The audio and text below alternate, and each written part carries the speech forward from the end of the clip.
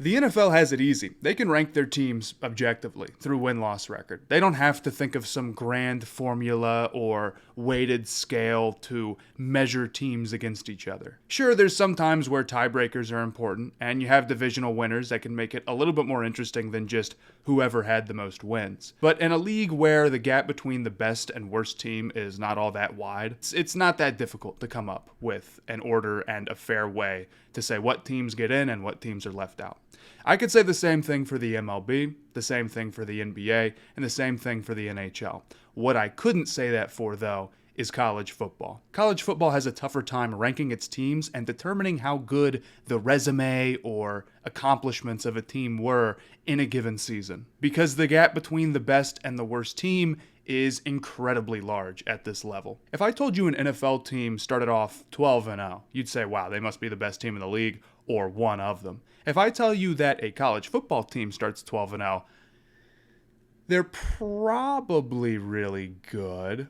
However, for like half of the teams in college football, the ones who aren't in Power 4, 12-0 is really good, but doesn't even necessarily mean that they're one of the 10 best programs in the country that season. For instance, Liberty could go undefeated with the 134th ranked schedule, and you know if they played in the SEC, they'd be lucky to make a bowl game, right?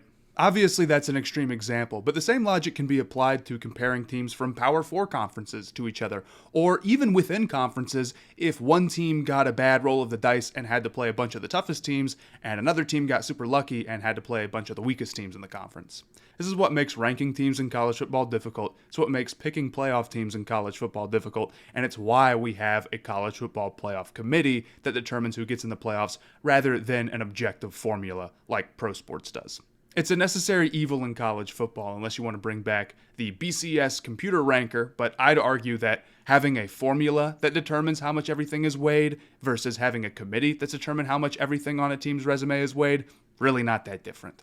It's the same process done in two different ways. So no matter how you slice it, you're going to have to sit down at the end of the year, one way or another, and pick out who had the best seasons and who had the worst seasons, and there's never going to be an 100% obvious right answer any year. But for the most part, I think the committee is completely capable of doing a good job. And for a long time, I was in the boat that they were doing a good job. Their criteria for letting teams in consisted of mostly sensible things. They valued win-loss record a ton, of course. They valued strength of schedule, of course. Those are like the two big things you're weighing against each other. But they'd also include things like conference champions. And for a long time, if you were a one-loss or better conference champ, you were basically a lock to get in. The first 9 years, no team with a resume that good ever missed. However, there's been a new development recently that's made me question whether or not the committee is going to have such a good track record going forward. And that is them applying the eye test as part of their criteria, seemingly more than ever. The eye test is basically, we watched a team and we thought they looked really good. We watched a team and we thought they looked really bad. We feel like this team with an explosive offense is better than this team with an offense that doesn't feel as explosive.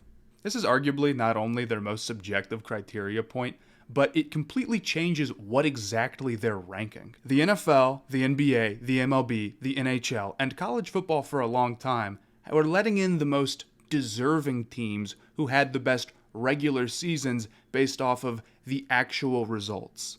But bringing in the eye test supports the idea that the committee's job isn't to let in the teams with the 12 best seasons. It's to let in the 12 best teams regardless of what season they had. That, to me, is a humongous problem. And my opinion is that the reason why I've seen a little bit more of this recently from the committee, because in their first ranking of the 2024 season, which is probably going to be irrelevant by the time that this video comes out, or at least a week behind, in the first ranking, they made a few comments about how we had this one team over this other team because of the eye test. Now, to be fair, letting in the best teams over the most deserving teams is something that they've said they've done for a long time. Anytime they're questioned about whether or not they're going with just resumes or going with who they just think is best, they lean best. But their criteria has always made it seem like that's just something they feel like they need to say, right? If you're the committee, you're not going to go up and say, hey, we're leaving out this SEC team that we actually think is one of the best four because TCU deserved it more. They're not going to say that. They're going to say, well, we're letting in the best teams, but we're determining who the best teams are by, what they did during the season. So we're really letting in the most deserving teams, right? But I think the Florida State decision kind of changed everything. Last year, Florida State absolutely deserved to make the playoffs from a resume standpoint. They were an undefeated ACC champion. There's no question about it. But they absolutely weren't one of the best 4 teams. So it really put to the test where they would go. Which side would they take? Are they going to base it off of resumes? Are they going to base it off of who the best is? They ended up leaving Florida State out, as you know. In fact, they dropped them down to 6. And then they got killed by Georgia, and then they've been terrible this year. By all intents and purposes, for what they were trying to do, they ended up getting it right. Florida State wasn't that good. And I think it sucks that they got that right. I was against them leaving Florida State out, not because I thought that Florida State was one of the best 4 teams, or because I thought they were going to beat Michigan, but because I thought it was wrong to leave out a team that clearly had earned their way to a top 4 spot or the playoffs or whatever, regardless of how good they are. And that's for a couple of reasons. Number one, if you can just determine that the regular season results don't matter, it makes them mean less. For instance, I know a team like Georgia is better than Kentucky. But when I watch Kentucky play Georgia close, that's exciting to me because I know if Kentucky beats them, that's going to be a huge loss for Georgia and a huge win for Kentucky. And nobody's going to sit around and tell me, well, yeah, it was an upset, yeah, it was cool, but we know that Kentucky isn't as good as Georgia, so it's just a one-off occurrence. That might be true, but the results on the field matter far more than the results on average. That's what makes sports exciting. Like, imagine if the Chiefs had Patrick Mahomes banged up for half the year, and they were fighting to get back into the playoffs after, losing a bunch of games, and they end up half a game short, and the NFL just says, well, they were missing Patrick Mahomes for half the season, and we kind of know that they're one of the 7 best in the AFC, so we're going to let them in anyway. What would you think of that? Totally bogus. What was the point of playing the games? I think the exact same thing when I see Florida State be great for the entire year, stumble because their quarterback goes down, and then get left out of the playoffs entirely because now we just don't think they're good enough. But maybe more importantly, and more concerningly, the problem with them using the eye test and why I didn't support the Florida State decision is, what if they decide that they should be making decisions like that all of the time and they aren't right? They aren't correct, and a team is actually going to be okay with their backup quarterback, or a team that is on the borderline and doesn't have a major injury but just doesn't quite pass the eye test actually is competitive. That, to me, is completely bogus, and it's not hard to find an example of a time where that could be true. For instance, last year, who did Florida State end up getting left out for? Alabama. That same Alabama team played Auburn and needed a Hail Mary miracle to beat a team that finished 6-6, and then the next week went and knocked off number 1 Georgia. Now, I don't think the same thing would have happened with Florida State, but the same thing could happen with a Florida State type team that has a backup come in, struggles the first week, and then finds a way to overcome it the second week and gets a little bit better and finds a little bit more rhythm, and all of a sudden they're a different team. Close games against bad teams are something that basically every single team in college football is going to play. Even the number 1 team right now, Oregon, has done it. I can't think of a top team ranked right now that hasn't either lost a bad game or at least come close to losing a bad game. And while I'm not saying that playing bad teams close is nothing and maybe shouldn't even be taken into account, I think margin of victory is kind of important. Eye test is more vague than margin of victory. After the first rankings dropped this year, I saw some tweets about how Miami's explosive offense is what ranked them higher than another team who has a better resume. That, to me, is a perfect example of what I'm talking about. I don't want the committee factoring that in at all. Maybe back when it was a 4-team playoff and you only got 3 games and you really needed them to count, leaving out a team that we actually know isn't the national champion makes a little bit more sense. Still unfair, still takes away opportunities from teams that deserve it, but the concept makes more sense to me. However, when we're in a 12-team playoff, dude, I don't care if you're actually the 10th best team. If you can't earn it, you shouldn't be in. And if you don't need to earn it to get in, then it's not as exciting. Now, I'm not saying that they're going to let in a bunch of teams that didn't earn it this year or whatever. And I'm not going to tell you that the SEC is going to get all these playoff spots and that's the whole problem with everything.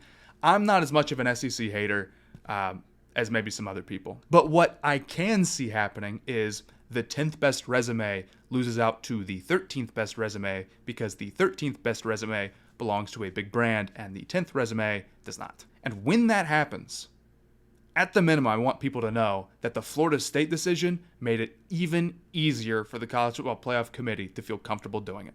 That started a lot of this. Not to say that they've never done this before. Not to say the eye test has never mattered before. I know that it has. I know some people who are watching this video can probably think of a time or two where they've done that and they've said, yeah, we're letting in this team. But I'm very concerned with more wiggle room and an expanded playoff and the green light from a lot of fans to continue to do it. They're going to ramp up how much they're taking the eye test into account, especially since they're going to go from comparing like the top 4 resumes or the top 6 resumes, which are mostly like undefeated teams or one-loss Power 5 champions, and it's really not that decisions you need to make, to all of a sudden you're comparing like maybe 10 2-loss teams or 5 2-loss teams, and there's some 3-loss teams with great strength of schedule who need to be considered as well. So I guess to state my claim as clearly as possible, because I've kind of been rambling, I think that making the playoffs should be entirely merit-based. It's hard to do it perfectly, because you can be subjective in how much you weigh different things in a way that you don't have to for pro sports, but you can certainly do a better job of it